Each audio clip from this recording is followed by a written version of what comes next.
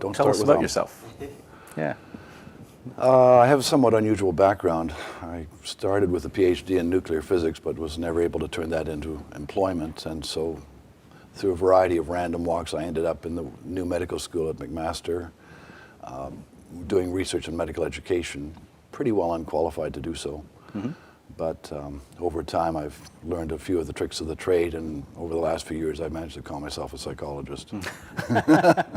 So nuclear physics, that's quite a step. Yeah, it was an easy step towards things like measurement and statistics, because you had to know a little bit of mathematics to do physics. Mm-hmm. But learning how to be a decent psychologist and do decent research in psychology did take an awful lot longer, and took a few very good mentors like my dear colleague Lee Brooks. Mm-hmm. Yeah. So part of the research that you do, and that I suppose in medical education, that a lot of what it's based on is categorization, is diagnoses. How do people generally diagnose? I mean, it's really kind of a categorization problem, isn't it? So, yeah, what is categorization more generally, and how do people do it? Well, before we get there, let me back up a second and give you an idea as to how we got into this mess. Mm-hmm. I was originally hired to look at clinical problem solving, and the idea was the diagnosis was not a categorization task. Mm-hmm. It was really a matter of some kind of problem solving skill. And our initial quest was to go after some kind of general skills that people acquired as they became experts. Mm-hmm. What emerged even back then in the late 70s was that in fact the general skill really wasn't very general. At one level it was too general, and that everybody did it the same, mm-hmm. so that it didn't discriminate experts from novices. At another level it was too specific, because success on one problem had very little to do with success on the next problem. Right. That led to thinking about, well, maybe this isn't the way to characterize it at all. And yes, you're absolutely right. Diagnosis is a form of categorization. And I think for me personally, the breakthrough was to work with people at McMaster who were really into what's called concept formation or categorization. Mm-hmm. And some of the models about everyday categorization really had enormous power in explaining medical diagnosis. So, to go back to your initial question, historically, psychologists have been interested in categorization because it's the basis of communication. I can't talk about a tree or a dog or a cat or a butterfly unless I have some senses, and you have the same sense as to what the term butterfly stands for. Mm-hmm. And so categorization, I think, has a long history in psychology. I think it's fair to say that initially the thinking was that there must be some implicit rules that governed each category, but a moment's reflection on, say, a beanbag chair tells you that the implicit rules of chairs are unlikely to be necessary and sufficient. Right. So what makes a chair is normally someone would think 4 legs, maybe wooden chair, but that sort of rule might not be all-encompassing. It might not define what everyone means by a chair, I suppose. No rule will encompass what everyone means by every kind of chair, because you have to consider all sorts of possible legs, including none at all. Yeah. Or cats or dogs. Or cats or dogs, and so on. I mean, cats includes everything from house cats to lions, and dogs include everything from chihuahuas to mastiffs. Mm-hmm. And to come up with any general rule simply doesn't happen. The two more prevalent views, one is that essentially we average our experiences into a prototype, and that prototypes are distinguished as having more of the features of the category and fewer of the features of other categories. So we can play experimental games and find that a carrot is the prototypical vegetable and a robin is the prototypical bird. Mm-hmm. And penguins, because they don't fly and they don't have feathers, are very atypical. Mm-hmm. So the older view is the prototype view, that essentially our experience gets averaged into internal prototypes. Mm-hmm. A more recent view, and one which seems to play out really, really well in medical diagnosis, is what's called the exemplar view, that essentially says, as you walk around the world, you gather examples. And every natural category, as you learn, you acquire examples. And the act of conversation or the act of diagnosis ultimately amounts to matching the incoming information with some prior example in memory that has many of the characteristics uniquely of the new stimulus. Mm-hmm. So applying that to dogs and cats, for example, if I'm trying to recognize a beast that's running toward me, it's probably not going to be on the basis of a prototypical dog or a cat, but instead on the basis of the previous examples of dogs and cats that I've encountered before? Sure. Glenn Regehr actually has a very nice example of that. He says, suppose you grow up in the Yukon and all you see is huskies. How many chihuahuas do you have to see before you recognize a chihuahua as a dog? And the answer is one.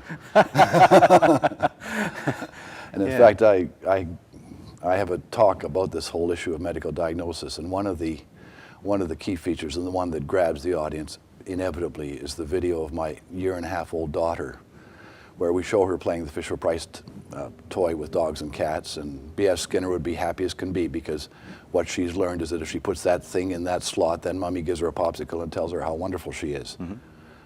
But then we show her an adult magazine, a House and Garden magazine, which contains a bunch of photographs, and 2 of them have dogs in them, and she points to the 2 dogs. And what's interesting about that is that she can't say dog. Right. She's 1.5-year-old. She's pre-literate. Yep. She can't say dog. It is implausible that she would have a rule for dog. Yep. And yet she can classify dogs already from what amounts to fairly limited experience. Now, it probably helps that she has a family dog and they go to the dog park every day. So she's got a few examples, and that's all she needs to get by. Yep. So it only takes just a few examples to be able to get the job done. It seems so, yeah. Right. Obviously, I mean, the mystery would be, what exactly is that similarity matching?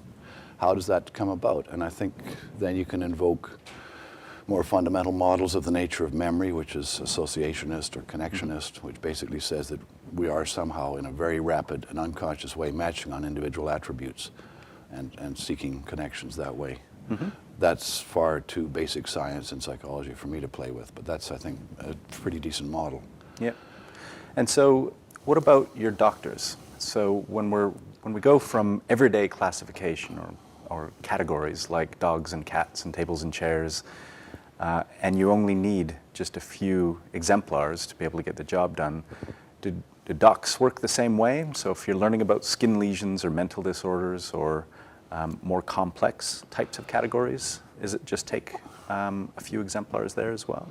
Well, clearly medical diagnosis is a bit more complex, in part because yes, for skin lesions, we can imagine a picture that's kind of like looking at a picture of a dog, but for something like multiple sclerosis, it's much more abstract than that. Secondly, self-evidently, the stakes are higher. Right. We don't want to make mistakes.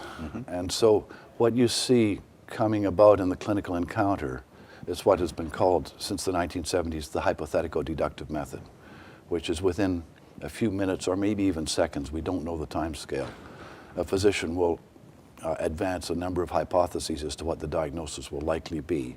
And then we'll go on a systematic search to gather information, by and large, to confirm one or another diagnosis. Clearly, what differentiates the expert from the novice is not how many hypotheses or how early, but what are the hypotheses. And expertise resides entirely in generating better hypotheses. Even going back to our original studies in the 70s, we found that early hypothesis generation was enormously powerful. Basically, if you thought of the right diagnosis in the first 5 minutes, your chances of getting there was 95%. If you didn't, your chances were 20%. Wow. Yeah. And that then leads to the fundamental question that's kept me interested all these years. Where do those hypotheses come from? Right. And exemplar models are a very powerful way of thinking about that. Sure. That essentially prior experience is available to you. And so the idea then is that you, throughout your career as a diagnostician, you're accumulating experiences of the sort, like lichen planus or particular skin lesions, and you develop a bunch of those experiences enough to be able to categorize new ones efficiently without any conscious effort. Yes, certainly in something like dermatology, we've actually documented that if a dermatologist looking at a skin lesion, if he gets it right, it takes him 8 seconds. Wow. There's not a lot of room for analytical processing in that process. A couple of games I play with clinician audiences quite often, one is to ask them, how long after you graduated before you felt you were competent? Now, to the average person on the street, you'd think that would be ruled out of order from the outset. They're competent when we graduated them, aren't they? Right. And the answer is no. And the answer is routinely 5 years post-graduation. You put that with 5 years of training, and then you say the 10 years and 10,000 hours that that's now become common street talk. Yep. The second thing that's really intrigued me to illustrate the power of this method is the diagnosis of sick. Now, the emergency physicians are preoccupied with the diagnosis of sick. this preeminent skill in the emergency department is to be able to tell the sick ones from the not so sick ones. Right. And yet there's no textbook that has a chapter on how to diagnose sick. There are no signs and symptoms of sick. Yeah. You might be too blue or too red, you might be too hot or too cold, your pulse may be too high or too low, your blood pressure may be too high or too low, and on and on and on. Mm-hmm. There are a number of conditions that run to pages that are all considered sick conditions. Yep. But a very recent study, actually just published this year, showed that you turn to the emergency doc and say, is this one sick or not? Mm-hmm. And he makes a judgment in seconds. And that has about an 85% accuracy in terms of predicting whether ultimately when they get to the wards they end up with a very serious diagnosis. The doc, with his experience, can recognize sick from a mile away. So you mentioned that the process of categorization and diagnosis and so on is fast and accurate. We can do it very quickly. Is that all there is? I mean, there seems like, as doctors, it seems that they should be able to, I mean, that's what they do in medical school, isn't it? Is learn the rules, and they're very careful and deliberative in coming up with these diagnoses. Sure, I think in every clinical encounter there's really two fairly distinct phases. The initial phase of hypothesis generation, which is so effortless, it just seems to be too easy. And then a second confirmation phase where they go back to the rules, the 29 causes of anemia, the signs and symptoms of pernicious anemia, and so forth, just to confirm that that's what they're dealing with.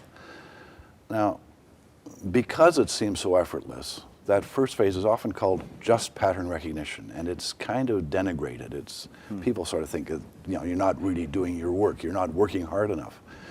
And in fact, that whole idea that first system, and it's called a dual processing model, and that's called system one, that rapid generation of hypotheses, there's a kind of a prevailing wisdom that's bad, that leads to errors, and that what we should do is teach people analytical processes to correct those errors, and that the second phase is actually the fundamental phase in terms of reducing errors.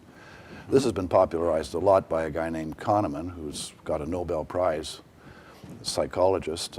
He's written a book that I think many people know. It was on the New York Times bestseller list for at least a year, called Thinking Fast and Slow. His claim is just that essentially fast thinking, system one thinking, leads to errors, and that we should be cautioning people, doctors and everyone else, to be more slow, rational, thoughtful, and that would reduce the errors that happen in human judgments. Mm-hmm. I happen to believe that's wrong, and I've accumulated a bunch of evidence to suggest that indeed that's wrong. We encourage one group of physicians working through cases to go fast. We encourage a second group to go slow and take their time. We find that the group that goes slower indeed takes longer on each case, but study after study has shown that the accuracy is exactly the same in both groups. Mm-hmm. So the notion simply by slowing down and being thoughtful and analytical, you'll solve the problem and the errors will go away seems to me simplistic at best. Mm-hmm. Sorry, I think we should wait just a second for that high pitch. There we go. So if the goal then is for accurate judgments, I mean, we see this across a few fields where the ideal is to slow down, take your time, make sure that you're doing it correctly. Yeah. It seems fairly counterintuitive that wouldn't be as good as making a rapid judgment, as that the fast sort of judgment that diagnosticians are making are as accurate as diagnosticians or decision makers who take their time. Is that really? I mean, is that? Yeah, it's almost like there's a chicken and egg thing. If I ask you, what's 12 times 12? Mm-hmm. The answer is 144. Yeah. It's rapid and it's accurate.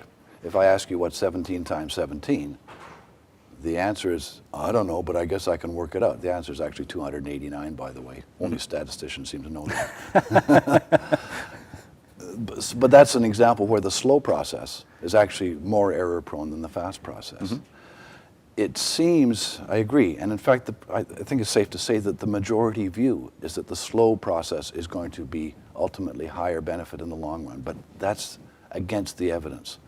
This has really been captured in medicine, where a book called The Reflective Practitioner by a guy named Schoen was published probably 10 years ago, and argued basically that if every physician learned to be reflective in the course of their process and at the end of the day looking back on things, that the world would be a better place.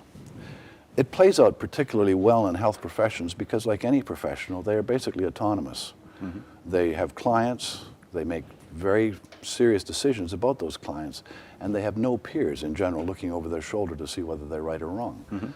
So there is undoubtedly a need for practitioners or any kind of professional to keep up, to recognize their strengths and weaknesses. The notion, therefore, that reflection, being able to reflect on your process, is somehow going to achieve that, has real cachet. Sure. Unfortunately, it doesn't have a shred of evidence. All right. If So anything, the opposite. are people good at assessing their own ability? I mean, I've read a little bit in the field. A colleague of ours, Kevin Eva, has done some work on the role of self-assessment, and it seems, at least given his preliminary work, that we're not very good at it. That is, we don't seem to be very good at assessing how well we can do various things. Is that right? You've published a fair bit with There's him. nothing preliminary about it. Kevin should be here to speak to it, but I think I can pretty well paraphrase what Kevin would say. Yep. In fact, I'll be more blunt than Kevin ever would. Self-assessment sucks. Yeah. Yeah. I think the evidence is utterly overwhelming that Okay. people can't self-assess their way out of the paper bag. Sure. In fact, Kevin has a nice demonstration of this. If I think of all the people who are watching this video, I'm going to ask them all a simple question. Are you in the bottom half of driving skills?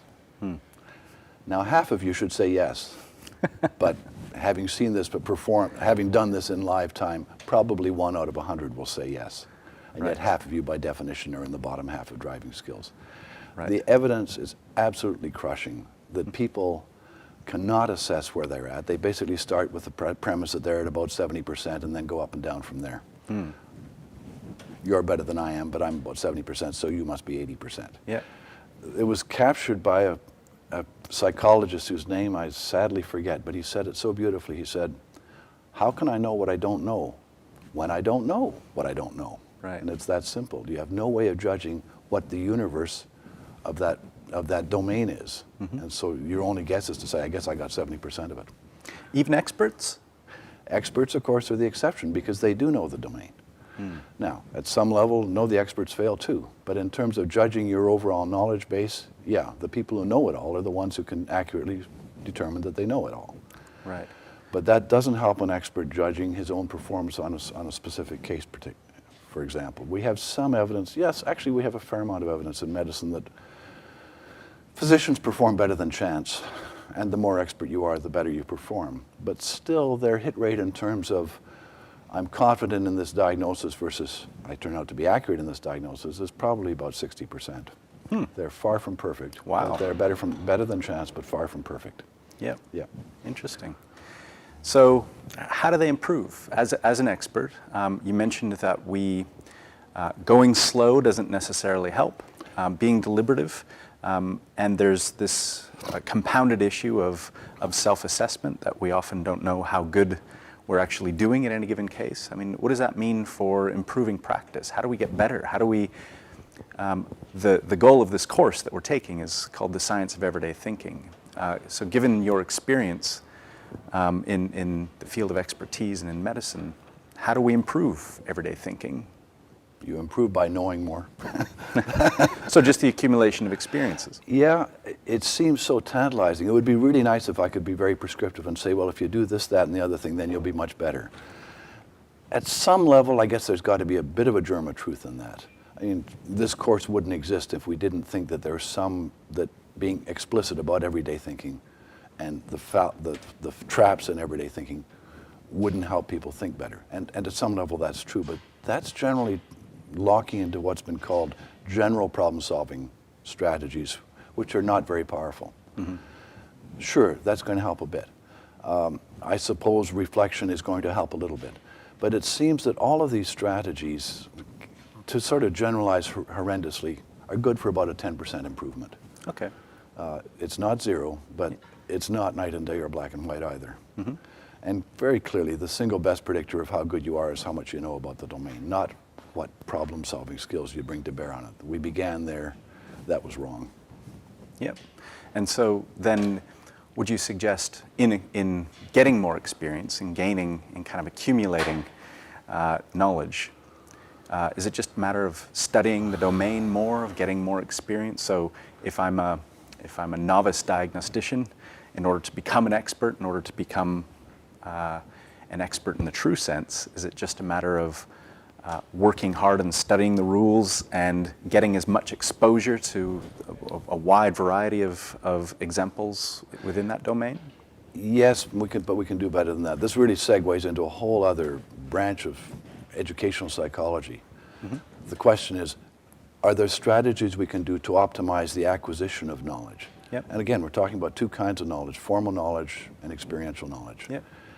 And we're now beginning to discover, and I can't take any personal credit for this one, this isn't my domain, but people like Mayer, Bjork, Roediger have been working hard on taking models of the nature of the mind, mm-hmm. short-term working memory, long-term memory associative, and turning that into very prescriptive and powerful strategies to enhance the efficiency of learning. Right. Things like, an obvious thing like mixing up the examples from across multiple chapters so that you have to try and figure out which is which. Mm-hmm.